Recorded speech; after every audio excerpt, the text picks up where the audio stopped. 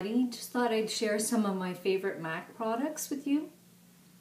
Going to be doing a back to MAC soon, so before I put them in the bag, I thought I'd just talk about them. First off is the foundation. I wear Studio Fix Fluid, and I have them in NW20 and NW25. I really love this foundation. I know for some reason it's not super loved on YouTube. A lot of people have said that it broke them out, which I personally have never had that problem, and I would consider myself somebody that is prone to break out and also very conscious of things that would break me out. So I'm kind of surprised by that, but personally I really like how it wears, it holds up, has nice coverage, and by having the two shades, it allows you to adjust as the seasons go by. I personally don't buy a lot of foundations, different foundations. I feel like it's one of those things. I know you can return it sometimes, but I feel like it's, I don't know, hard to pick, and they're usually fairly pricey. So since I started using this foundation and I like it, I've kind of stuck with it. Right now I'll be more on the NW20 and with a little touch of the 25, and in the summer it would be more 25 and less of the 20. And depends if I would be going south or something, maybe the 25 would be enough if I'd have a little bit of color on the rest of me. Same with, I love the Studio Finish concealers. They're great. I, of course, can't have just one. I'm going to have the same thing, NW25 and NW20. I've had these for a long time. It's really, you get your money's worth. They're not, they're not cheap as far as a concealer, but a little goes a long way. They have beautiful coverage, nicely, blends really nice, and I find it's great for camouflaging a bit the hyperpigmentation and any other little discolorations that you have, or if you have a blemish, if you can try and match it nice. You can even take two shades and just make a little mix and cover it. I find it holds up really well too, and seem to be a little bit of a nut on the concealers, because I have the Pro Longwear concealers too, and yes, in NW25 and NW20. I don't know if I would repurchase the 25 in this, just because I find it so much darker than the foundation.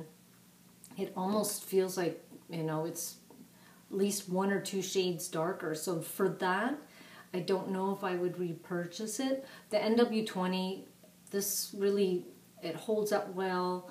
I love it under the eyes and even on the eyelids, like a bit of a primer for eyeshadow. It covers well, it blends well, it doesn't settle into your fine lines, as much as, can be. The only thing is the pump on this is really hard to regulate how much you get out.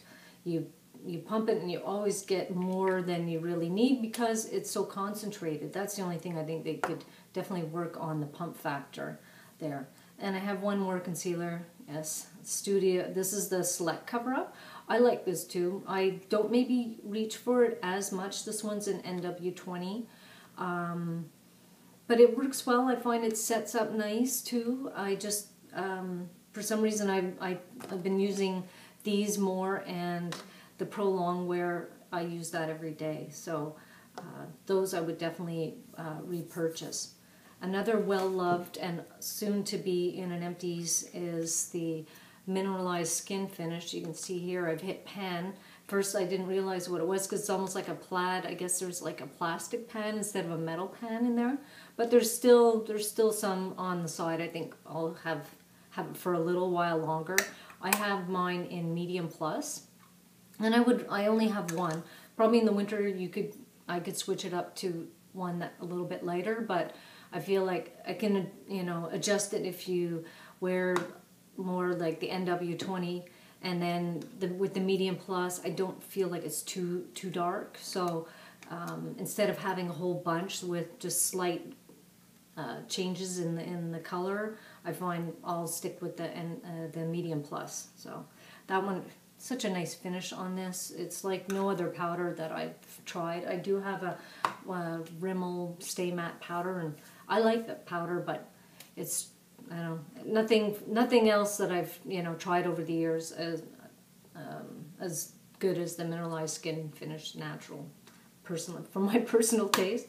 Another empty is a paint pot. It's Painterly, and I think I'll repurchase that too. I have just a smidge left, which you don't really need very much to, you know, do as an eyeshadow base. Very, you know, just a super neutral, nothing really exciting. Of course, this camera won't pick that up, but